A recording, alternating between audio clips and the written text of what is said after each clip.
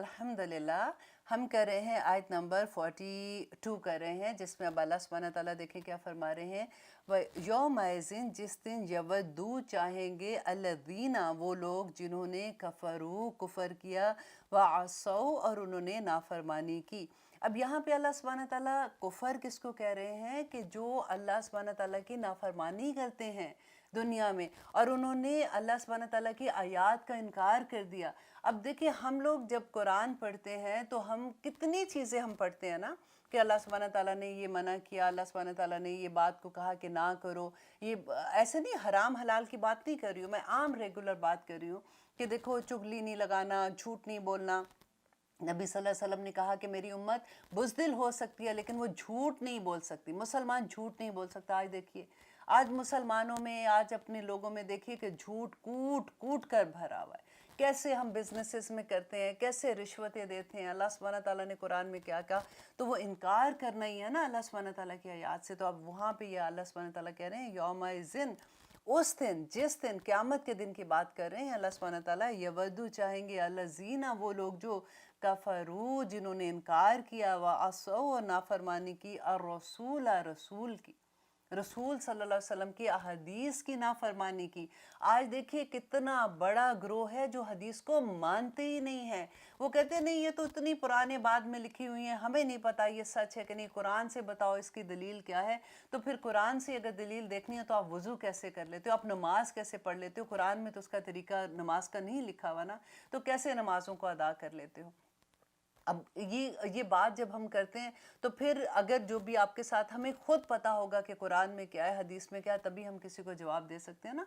अब ये गैर मुस्लिम नहीं कह रहे हैं, हमारे अपने बच्चे जो हमारे सामने पैदा हुए बड़े हुए हैं, जब वो हमसे क्वेश्चन करते हैं तो माओं को अगर इल्म नहीं होगा तो फिर जवाब तो वो बाहर जाके लेंगे ना, या जो गूगल आंटी है उनसे जवाब लेंगे। अब गूगल में हर तरह के लोगों ने सवाल और जवाब लिखे होते हैं, फिर वो बहकेंगे नहीं तो फिर क्या होगा, राइट।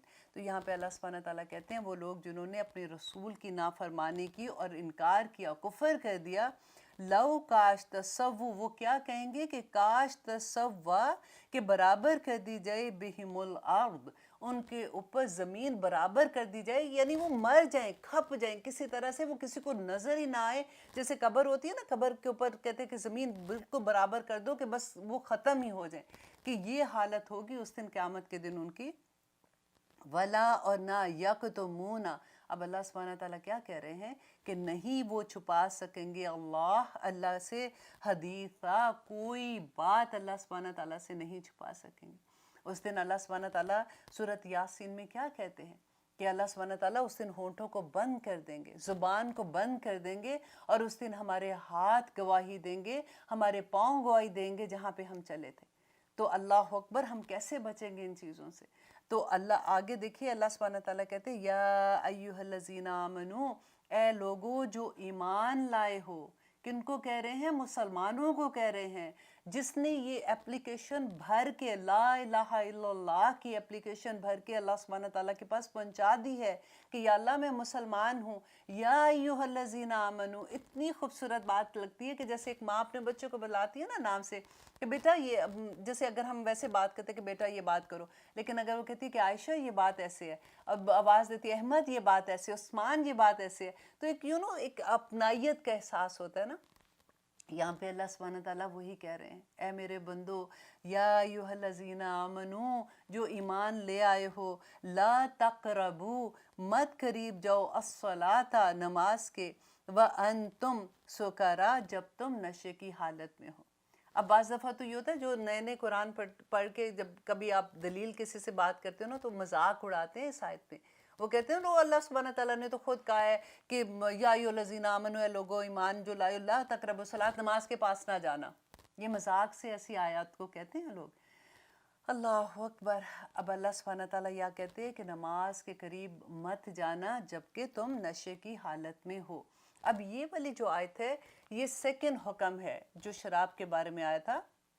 पहला हुक्म हमने सूरत बकरा में पढ़ा था, जिसमें अल्लाह सुब्हानहू तआला ने कहा था कि यसअलूनका अनिल खम्री वल मैसर, کہ اے نبی یہ آپ سے سوال پوچھتے ہیں شراب اور جوئے کے بارے میں، اور وہ پھر پوری آیت ہم نے اس وقت اس کی ڈیٹیل پڑھی تھی کہ اللہ سبحانہ تعالیٰ نے کہا کہ ان کو بتا دو، کیونکہ ابھی دیکھیں عرب کا کلچر آپ دیکھیں اس وقت کیا تھا کہ شراب جو ہے وہ کھلے عام پی جاتی تھی، وہ بیچتے بھی تھے، وہ بناتے بھی تھے، وہ پیتے بھی تھے، ان کے اندر اس کی کوئی برائی تھی ہی نہیں نا، ریگولر ان کی زندگی کا یہ طریقہ تھا۔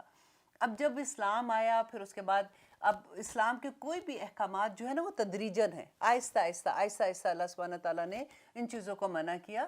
تو اب یہ سیکنڈ حکم جب آیا تھا تو اس سے پہلے والے حکم کی جب میں بات کر رہی ہوں تو اللہ سبحانہ تعالیٰ نے کہا کہ اے نبی آپ سے شراب و جوئے کے بارے میں پوچھتے ہیں۔ دیکھیں بعض دفعہ لوگ ہوتے ہیں وہ جوئے کو تو ایسے ہی سمجھتے ہیں کہ نہیں تھوڑے سے پیسے، ہم پیسے لگا کے تھوڑی کھیل رہے ہیں، ہم تو ایسے ہی بس تھوڑا سا فن کے لیے کر رہے ہیں یا کیا۔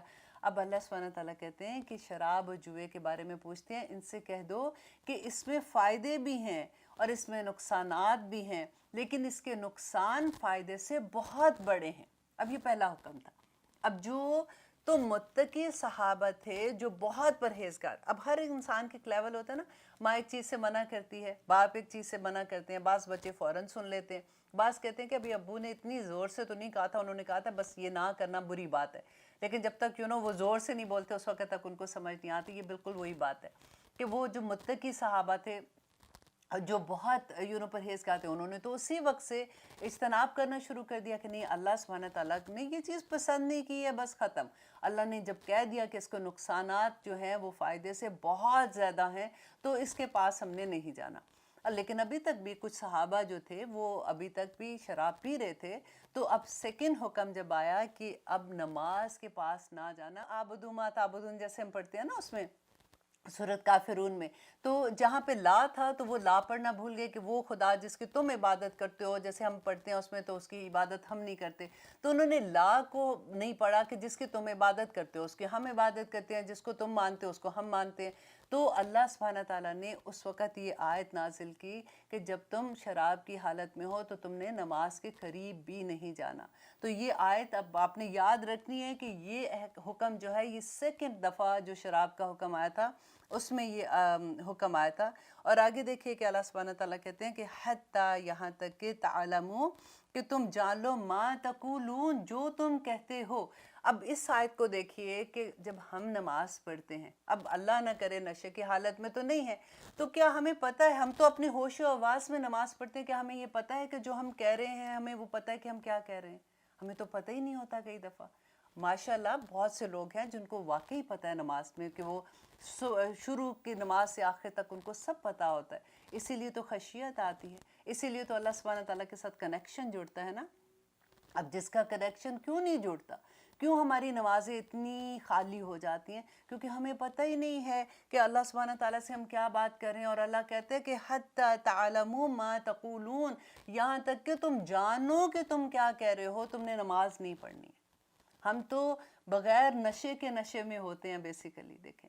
اور اب کئی دفعہ ایسا ہوتا ہے نا کہ جب ہم ایسی کوئی آیت پڑھتے ہیں تو دل چاہتا ہے سب سے پہلے تو ہم نماز کو دیکھیں نا، دن میں جو 5 دفعہ ادا کرنی ہے کہ اس میں ہم اللہ سے کیا بات کر رہے ہیں۔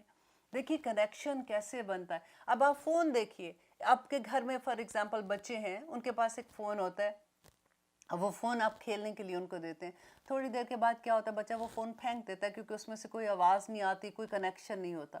اب جو ہمارے گھر کا فون ہے اس میں کیونکہ تار لگی ہوئی ہے، کنیکشن ہے نا، اگر وہ ہم فون اٹھاتے ہیں، ہم کسی سے بات کرتے ہیں، ہمارا کنیکشن جڑ جاتا ہے۔ آپ سوچیں کہ اگر وہ تار جڑی ہی نہیں ہے، اب فون وہ آپ کا اس کو آپ فون کہیں گے؟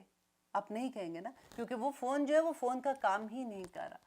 ہمارا کنیکشن اللہ سبحانہ تعالیٰ سے اس لیے نہیں جڑتا کہ ہمیں پتہ نہیں ہے کہ ہم اللہ سبحانہ تعالیٰ کو کیا کہہ رہے ہیں کہ یا رب العالمین میرا کوئی مالک نہیں ہے، تو ہی میرا مالک ہے۔ لا الہ الا اللہ کا صرف ایک مطلب ہمیں سمجھ آ جائے تو وہ کنیکشن جو جڑتا ہے اللہ سبحانہ تعالیٰ سے وہ ایسا جڑتا ہے کہ انسان کی آنسو جو نکلتے ہیں نا نماز میں، وہ لوگ جب ہمیں لگتا ہے کہ وہ کون لوگ ہیں، اللہ سبحانہ تعالیٰ کہتے ہیں جب وہ قرآن کی آیات پڑھتے ہیں ان کے رونگٹے کھڑے ہو جاتے ہیں۔ ہمارے رونگٹے کیوں نہیں کھڑے ہوتے؟ کیونکہ ہمیں پتہ ہی نہیں کہ ہم کیا پڑھے، ہمیں پتہ ہی نہیں آخرت کی بات ہوتی ہے۔ ان کی آنکھوں سے آنسو گر جاتے تھے کہ اللہ سبحانہ تعالیٰ کے آگے کیسے حاضر ہوں گے اپنے آپ کو لے کے، اور ہمیں یہ پتہ ہی نہیں ہے کہ ہم کیا پڑھ رہے ہیں، تو ہمارے اسی لیے تو ہم ڈرتے بھی نہیں ہیں، اس لیے تو ہم دھڑ دھڑ دھڑ دھڑ نماز پڑھ کے ہم خالی ہو جاتے ہیں. انشاءاللہ اللہ سبحانہ تعالیٰ ہمیں اس کا بھی اجر دیں گے. اللہ سبحانہ تعالیٰ تو مثقال ذرۃ ان کی بات کرتے ہیں. لیکن آپ یہ دیکھیے کہ جس کا کنیکشن اللہ سے جڑ جائے، جس کو یہ پتہ چل جائے کہ میں کیا پڑھتی ہوں اللہ سبحانہ تعالیٰ کے آگے بیٹھ کے، میں اللہ کو کہتی کیا ہوں، تو اس کی بات ہی پھر فرق ہو جاتی ہے نا. جب ہم تسبیحات کرتے ہیں، آپ دیکھیے کہ نبی صلی اللہ علیہ وسلم نے جب بات بتایا کہ ایک دفعہ ان کی وائف جو تھی حضرت جویریہ بیٹھ کے وہ عبادت کری تھی. آپ کو میں نے میرا خیال ہے لاسٹ پروگرام میں، اس سے پہلے جو پروگرام تھا اس میں اس کی ساری ڈیٹیل بتائی تھی. سبحان اللہ و بحمدہ عدد خلقہ ورضا نفسہ، کہ اس کو جب نبی صلی اللہ علیہ وسلم آئے گھر پہ تو انہوں نے کہا کہ جویریہ تم کیا کر رہی ہو، کیونکہ صبح فجر کے بعد جب وہ مسجد میں گئے تو وہ اشراق کے بعد واپس آئے تو دیکھا کہ وہ وہیں عبادت کر رہی ہیں بیٹھی ہوئی. تو انہوں نے پوچھا کہ کیا کر رہی ہو، تو انہوں نے کہا کہ میں اسی طرح عبادت کر رہی ہوں. تو انہوں نے کہا کہ تم صبح سے بیٹھی ابھی تک عبادت کر رہی ہو، تو انہوں نے کہا ہاں میں اس وقت سے کر رہی ہوں. تو نبی صلی اللہ علیہ وسلم نے کہا کہ اگر تم یہ 4 کلمات ادا کر لیتی تو یہ اس سے وزن میں کہیں بھاری ہوتے جو تم نے اتنی دیر عبادت کی. آپ دیکھیے سبحان اللہ و بحمدہ عدد خلقہ. دیکھیں نبی صلی اللہ علیہ وسلم کی نا یہ خاص ان پہ اللہ کی رحمت تھی، اللہ کا کہ اللہ میں تیری حمد بیان کر رہا ہوں عدد خلقہ ہی، تیری مخلوق کی جتنی تیری مخلوق ہے، آدم علیہ السلام کے زمانے سے لے کے جب تک قیامت آئے گی. آپ دیکھیں اللہ کی مخلوق، انسان، جنات، فرشتے، اور پھر جو کچھ بھی پودوں سے لے کے آپ ریت کے ذرے آپ ہم کاؤنٹ کر سکتے ہیں کیا؟ ہر چیز آپ دیکھیے کہ اللہ کی مخلوق ہے نا. ہوا دیکھیے، سمندر دیکھیے، کیسے کیسے اللہ کی مخلوق ہے اس دنیا میں کہ اللہ سبحان اللہ و بحمدہ عدد خلقہ ورضا نفسہ. اور جب تک میرے اللہ تم مجھ سے راضی نہ ہو جی ان تمام لمحوں پہ بھی میں تیری حمد بیان کرتا ہوں. عدد خلقہ ورضا نفسہ وزینت عرشہ، اور تیرے وزن، عرش کے وزن کے برابر میں تیری حمد بیان کرتی ہوں. ہم ایسی حمد کر سکتے ہیں بیان؟ آپ دیکھیں ہم تو بیٹھیں گے تسبیح کتنی کر لیں گے؟ 100 دانے کر لیں گے. 1.25 دفعہ وظیفہ وہ جو کہتے ہیں چلو جی بیٹھو، یہ حالانکہ وہ اس کی بھی کوئی دلیل نہیں ہے کہ چلو بیٹھے. 1.25 ہی کریں گے نا، اس سے زیادہ کیا کر لیں گے اور کیا پڑھ لیں گے؟ آپ نبی صلی اللہ علیہ وسلم کے الفاظ تو دیکھیے کہ کس طرح سے کہ اللہ کا عرش دیکھیے کہ اللہ سبحانہ تعالیٰ آیت الکرسی میں اپنے عرش کی بات کرتے ہیں نا کہ زمین و آسمان کی وسعتوں پہ پھیلا ہوا اللہ سبحانہ تعالیٰ کا عرش، اور اس کو فرشتے کتنے مقرب فرشتے اٹھائے ہوئے ہیں. اتنا بھاری عرش اور اس کے وزنت عرش ہی، اور تیرے عرش کے وزن کے مطابق. اللہ اکبر. عدد خلقہ ورضا نفسہ وزینت عرشہ ومداد کلماتہ. سورۃ کہف کے آخر میں پڑھ کے دیکھیے کہ کلمات اللہ سبحانہ تعالیٰ کے کہتے ہیں کہ دنیا میں جتنے سمندر ہیں وہ پانی، جو جتنا بھی پانی ہے وہ سیاہی بن جائے. جتنے درخت ہیں آدم علیہ السلام سے لے کے قیامت تک وہ سارے کے سارے قلم بن جائے، اور اس سے 7 گنا زیادہ بھی دگنے پھر سے سمندر بن جائے اور وہی درخت کلمے بن جائے. اللہ سبحانہ تعالیٰ کی کلمات، اللہ کی تعریف، اللہ سبحانہ تعالیٰ کی ایٹریبیوٹس تم بیان ہی نہیں کر سکتے ہو. تو اس کے برابر اللہ سبحانہ تعالیٰ سے ہم دعا کرتے ہیں کہ یا اللہ ہم تیری حمد بیان کرتے ہیں. اس کے بعد دعا کریں. اتنے خوبصورت کلمات. ہم کیا کرتے ہیں؟ ہم ادھر ادھر کی چیزوں میں یہ پڑھ لیں وہ پڑھ لیں. ہم نبی صلی اللہ علیہ وسلم کی سنت سے جو ثابت ہے نا، کبھی آپ وہ دعائیں صبح شام کی دعائیں پڑھ کے دیکھیے، اتنی خوبصورت ہے. چھوٹی سی 3 دفعہ اگر آپ پڑھتے ہیں صبح، آپ دیکھیں اللہ سبحانہ تعالیٰ کتنے اجر عطا کریں گے. اسی طرح سے ہوتا ہے کہ نبی صلی اللہ علیہ وسلم کی جب احادیث ہم پڑھتے ہیں نا، پھر ہمیں سمجھ آتی ہے. پھر وہ لوگ جو حدیث کو نہیں مانتے، پھر اور تکلیف ہوتی ہے کہ یا رب العالمین ان کو بھی کسی طرح سے سمجھ آ جائے. اور تکلیف ہونا اچھی بات ہے. ہمیں اس بات کی تکلیف ہو کہ ہمارے بچے اس طرح سے نہیں سمجھ رہے. الحمدللہ بہت سے لوگ ہیں جن کے بچے الحمدللہ انہوں نے محنتیں کی ہیں اور ان کے بچے عین اللہ سبحانہ تعالیٰ کے غلام ہیں، جیسے میرا رب چاہتا ہے ویسے ہیں. لیکن جن کے نہیں ہیں اور ان کو بعد میں احساس ہوا، ان کی زندگی میں قرآن بعد میں کھلا اور ان کو احساس ہوا کہ یہ ہم نے کیا کیا ہے، بس اللہ سے معافی مانگے، اللہ سے دعائیں کرے. اللہ سبحانہ تعالیٰ تو دلوں کو یوں پلٹ دے گا. اللہ سبحانہ تعالیٰ ہماری نہیں سنیں گے تو اور کن کی سنیں گے؟ کیونکہ ہمارے دلوں میں درد ہوگا نا. تو انشاءاللہ ہم اپنے بچوں کے لیے، ہم اپنے دوستوں کے لیے، ہم اپنے رشتہ داروں کے لیے، تمام مومنوں کے لیے دعا کریں گے کہ یا رب العالمین ہمیں وہ راستہ دکھا دے. ہم بہت بھٹک گئے ہیں. اور کبھی نبیوں کی دعائیں تو دیکھیے جو قرآن میں ربنا کی دعائیں ہیں، وہ نبی کیسے دعا کرتے تھے. انشاءاللہ جب دعا کے چیپٹر آئے گا تب میں آپ کو اس کا ایکسپلین کروں گی. تو ایسے لگتا ہے کہ ہر دعا کے بعد کہ یا رب العالمین ہمیں مانگنے کا تو طریقہ ہی نہیں ہے میرے اللہ جو آپ نے ہمیں سکھا دیا. قرآن میں اللہ نے مانگنے کا طریقہ سکھا دیا کہ یا اللہ میں ہی ظالم ہوں, مجھ سے غلطی ہوگی, ہم کہتے ہیں کہ پتہ نہیں یا اللہ کیا غلطی ہوئی ہے, معاف کر دینا. ہم تو اتنے جاہل ہیں کہ ہمیں یہی نہیں سمجھ آتی کہ غلطی کیا ہوئی ہے. چلیے لیتے ہیں ایک چھوٹی سی بریک, پھر انشاءاللہ دیکھتے ہیں کہ آگے اللہ سبحانہ تعالیٰ ہمیں کیا فرماتے ہیں.